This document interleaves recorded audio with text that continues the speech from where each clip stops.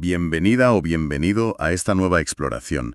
Hoy nos adentramos en un texto que es, bueno, una auténtica bisagra en la narrativa bíblica, el capítulo 15 del Génesis. Nuestra fuente es simplemente la transcripción de este pasaje, tan denso y, la verdad, fascinante. ¿Cuál es nuestra misión hoy? Pues no solo repasar los hechos, sino sobre todo desentrañar esa tensión central que se palpa en el capítulo, ¿no? Ese abismo entre unas promesas divinas que parecen, imposibles, y la cruda realidad humana de la duda, de la espera, de esa necesidad de certezas. Analizaremos un pacto con un ritual muy particular y veremos por qué este momento es tan decisivo para todo lo que viene después. Arrancamos con una conversación que es casi íntima, casi una queja entre Abraham y Dios. Vale. Vamos a meternos de lleno. El texto empieza situándonos justo después de estas cosas, eventos previos que hoy no vamos a abordar, claro. Y nos dice que la palabra de Dios vino a Abraham en una visión. Y lo primero que oye Abraham es un mensaje de aliento. No temas, Abraham, yo soy tu escudo, y tu galardón será sobremanera grande. Una promesa enorme, ¿verdad? Pero la respuesta de Abraham es, inmediata, y revela su verdadera, su única preocupación en ese momento. Sí, esa necesidad de reafirmación inicial es clave. Fíjate, a pesar de que Abraham ya ha tenido encuentros previos con la divinidad, ya ha recibido promesas, aquí vemos una vulnerabilidad muy palpable. Es que la promesa de un gran galardón, pues, le suena un poco a hueco en su situación concreta. Así es. Abraham no se corta, ¿eh? Va directo al grano. Señor Jehová, ¿qué me darás si ando sin hijo, y el mayordomo de mi casa es ese Damaseno Eliezer? Es una pregunta cargada de angustia, ¿no? Existencial. Incluso insiste, mira que no me has dado prole, y he aquí que un esclavo nacido en mi casa es mi heredero. O sea, enfrenta la promesa divina con su realidad más cruda. Sin descendencia directa, según las costumbres de la época, pues su legado, su patrimonio, iban a pasar a alguien externo a su sangre. Probablemente este Eliezer, un siervo de confianza, quizás, incluso adoptado legalmente para asegurar alguna forma de continuidad. Claro. Algo que sabemos que se hacía, ¿no? En el antiguo Cercano Oriente hay textos de Nusi que lo mencionan, por ejemplo. Exacto, ahí es donde la tensión que mencionabas se hace casi física, diría yo. La descendencia no era solo una cuestión familiar, era el pilar de la identidad, de la herencia, del estatus social, de la garantía de futuro en esa cultura, era todo. Sin un hijo biológico, la promesa de ser una gran nación, que estaba implícita en eso del gran galardón, pues parecía una ironía cruel, la verdad. Totalmente. Y la mención específica del Eliezer subraya esta crisis de continuidad. Abraham está diciendo, básicamente, tus promesas son geniales, sí, pero mi realidad las contradice de lleno. Y la respuesta divina, no se hace esperar. Es tajante y redefine la situación por completo. Leemos en el versículo 4. No te heredará éste, sino un hijo tuyo será el que te herede. Ahí, directo al núcleo del problema. Pero aquí es donde la cosa adquiere una dimensión, cósmica. ¿Sí? Dios saca a Abraham fuera, bajo el cielo nocturno, y le dice, esto es el versículo 5, mira ahora los cielos y cuenta las estrellas si las puedes contar. Y añade, así será tu descendencia. ¡Qué imagen! Pasar de esa angustia por un heredero a una promesa de descendencia incontable. Como las estrellas. Es una metáfora potentísima, claro. Busca romper los límites de la lógica humana de Abraham. No solo le promete un hijo, le promete una multitud que desafía cualquier cálculo posible. Conecta a su destino personal con la inmensidad del cosmos. Y más allá de la simple cantidad, quizás hay ecos de esa creencia mesopotámica, ¿no? En la conexión entre los astros y los destinos. Pero aquí se subvierte totalmente. No son los astros los que dictan el destino, sino que es el creador de los astros quien usa su creación como lienzo para ilustrar su promesa. ¡Qué bueno! Y la reacción de Abraham es crucial, como señala el versículo 6. Y creyó a Jehová, y le fue contado por justicia. Versículo 6, madre mía, es uno de los más citados y teológicamente más cargados, ¿no? Creyó a Jehová. ¿Eso qué es? ¿Un simple asentimiento intelectual? ¿O es algo más profundo? Y eso de que le fue contado por justicia. ¿Qué significa realmente justicia aquí? ¿Rectitud moral? ¿O estar en una relación correcta con Dios? Es un punto fundamental. Y muy debatido, claro. La palabra hebrea para creyó, emin, implica mucho más que un simple acuerdo mental. Sugiere confianza, fiabilidad, el acto de apoyarse en algo firme, ¿sabes? Abraham confía en la palabra de Dios a pesar de que toda su experiencia vital, su edad, la esterilidad de Sarai, todo le grita lo contrario. Claro. Y en cuanto a la justicia, Sedaká, en este contexto, pues probablemente no se refiere a una perfección moral intachable de Abraham, sino a que a través de este acto de fe radical, Dios considera a Abraham como alguien que está en una relación correcta, alineado con su voluntad y su plan. Es lo que se llama una justicia imputada, concedida por Dios en respuesta a la fe de Abraham.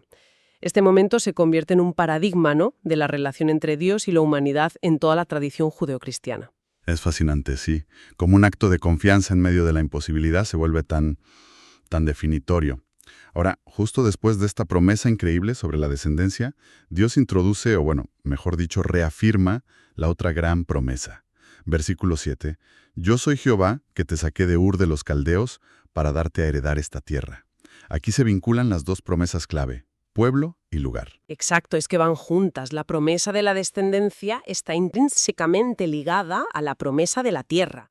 No se puede entender una sin la otra en este contexto. Son los dos pilares sobre los que se va a construir la identidad futura de Israel. Y es interesante que Dios se identifique recordando un acto pasado de liberación y guía. Te saqué de Ur de los Caldeos. Ur era, una importantísima ciudad-estado en Mesopotamia, un centro cultural, religioso muy potente, asociado al culto lunar. Claro. Sacarlo de allí fue el inicio de este viaje de fe hacia lo desconocido, hacia esa tierra prometida. Pero parece que la promesa estelar, aunque creída, no es suficiente cuando se trata de algo tan tangible como la tierra. Abraham, quizás buscando una garantía más concreta, algo que pueda ver o tocar, por así decirlo, pregunta en el versículo 8, «Señor Jehová, ¿en qué conoceré que la he de heredar?» ¿Es esto una recaída en la duda? ¿Contradice la fe que acaba de mostrar? Es una pregunta que ha generado mucha discusión, sí. Yo no creo que necesariamente contradiga la fe del versículo 6. Podríamos interpretarlo no tanto como duda incrédula, sino como una petición, culturalmente comprensible, de formalizar la promesa. En el antiguo Cercano Oriente, las transferencias importantes de propiedad, como la tierra, a menudo se sellaban con juramentos, con testigos, con rituales específicos. Vale. Abraham podría estar pidiendo el equivalente a una escritura divina, ¿no?, una señal o un acto que ratificara formalmente la concesión de la tierra. Y de hecho, la respuesta de Dios apoya esta lectura. No hay reproche, sino la instrucción para llevar a cabo un ritual de pacto muy solemne y bastante gráfico, la verdad. Y vaya ritual. Dios le pide en el versículo 9. Tráeme una becerra de 3 años, una cabra de 3 años, un carnero de 3 años, una tórtola también y un palomino. Animales específicos, edades específicas, el número 3 a menudo simboliza plenitud o perfección en estos textos, ¿no? Sí, exacto. Y Abraham obedece sin más. Y el versículo 10 describe la acción. Y él tomó todos estos animales, los partió por la mitad, curiosamente dice que no partió las aves, y puso cada mitad una enfrente de la otra. La imagen es potente, incluso violenta para nuestra sensibilidad moderna. Animales cortados en dos. Sí. Estamos ante una forma arcaica pero conocida de sellar un pacto o un tratado en el antiguo Cercano Oriente. Hay paralelismos, por ejemplo, en textos de Mari, del siglo XVIII a.C., donde se habla de matar un asno para sellar un acuerdo entre tribus. La idea subyacente era extremadamente seria. Al pasar entre las mitades de los animales sacrificados, las partes contratantes invocaban sobre sí mismas una maldición condicional. Madre mía. Básicamente decían, que me suceda lo mismo que a estos animales si no cumplo mi parte del pacto. Era un juramento visual y visceral de fidelidad al compromiso adquirido. ¿Y qué pasa con las aves de rapiña que bajan sobre los cuerpos? El versículo 11 dice que Abraham las ahuyentaba. ¿Es solo un detalle realista o tiene algún simbolismo? Pues podría ser ambas cosas. Por un lado, es realista, claro. Los cadáveres atraen aves carroñeras. Es lógico. Pero en el contexto de un ritual tan cargado de significado, es probable que también tenga un valor simbólico. Esas aves de rapiña podrían representar fuerzas que amenazan la integridad o la pureza del pacto que se está estableciendo. Quizás dudas internas, obstáculos externos o incluso, bueno, fuerzas espirituales adversas.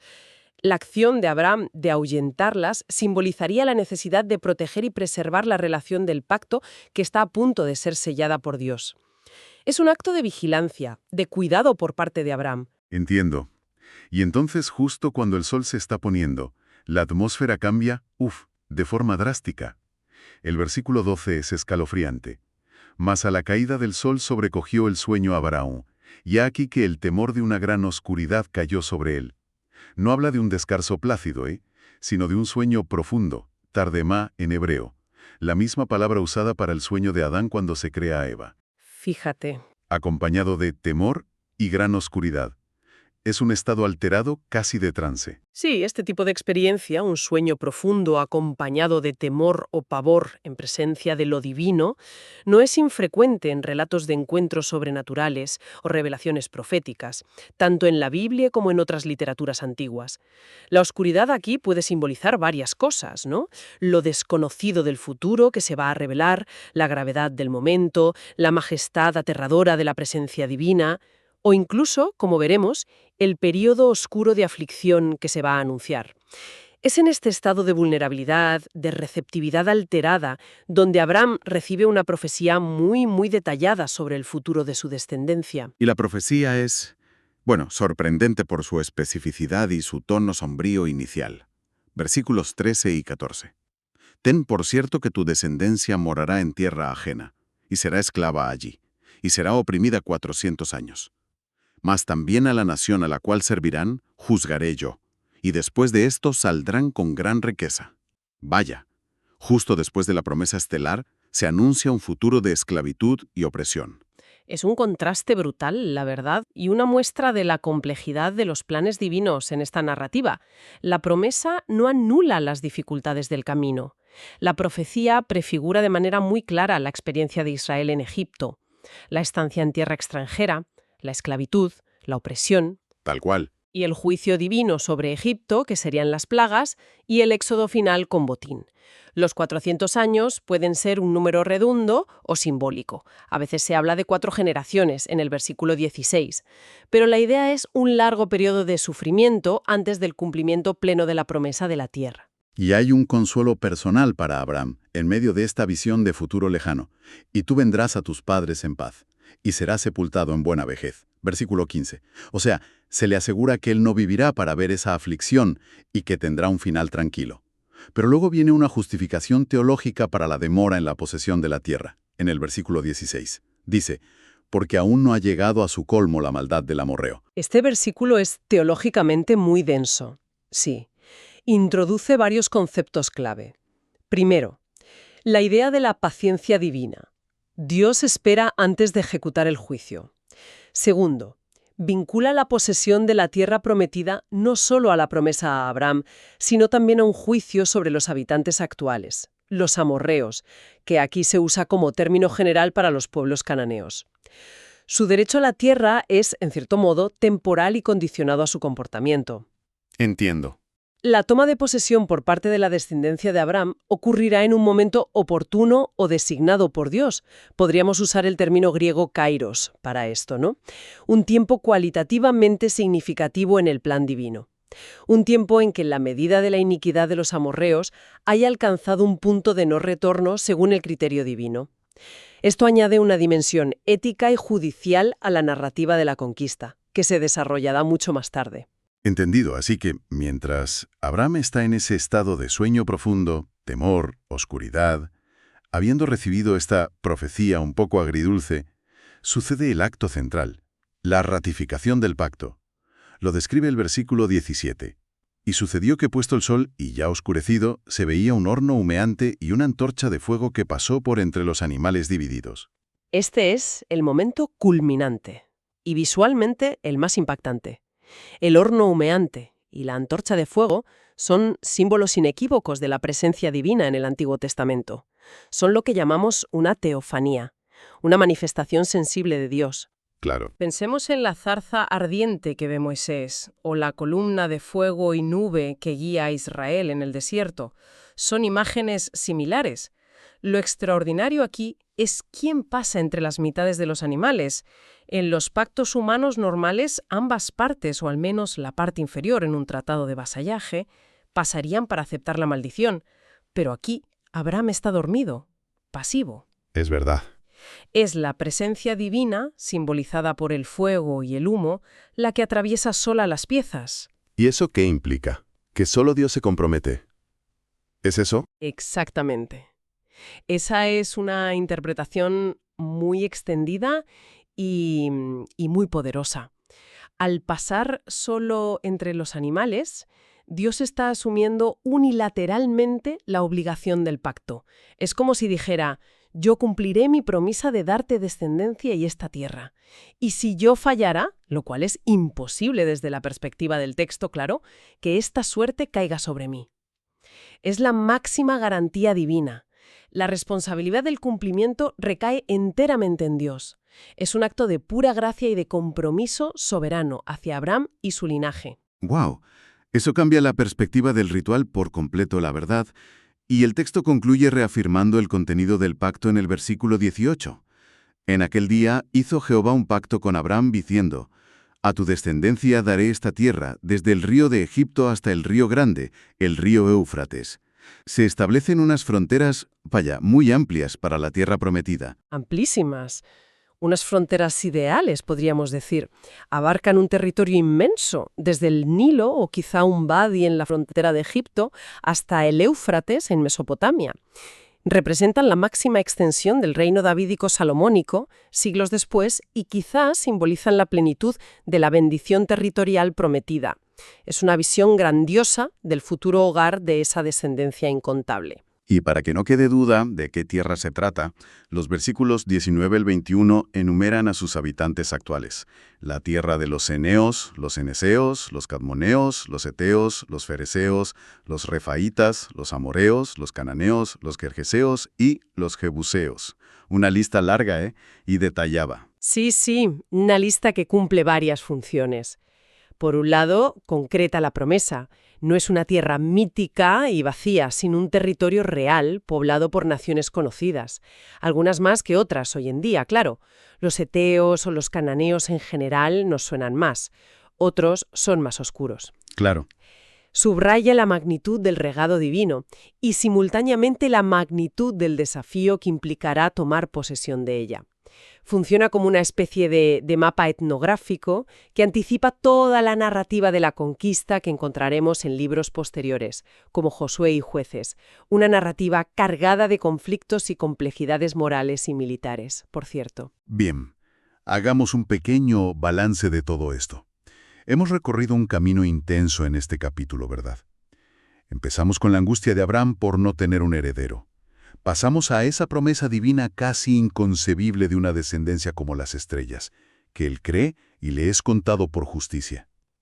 Luego la petición de una señal para la promesa de la tierra, que desemboca en este impresionante y, arcaico ritual de pacto con animales partidos. Sí. En medio de un sueño aterrador, recibe una profecía que mezcla aflicción futura y liberación final, con esa justificación teológica para la espera.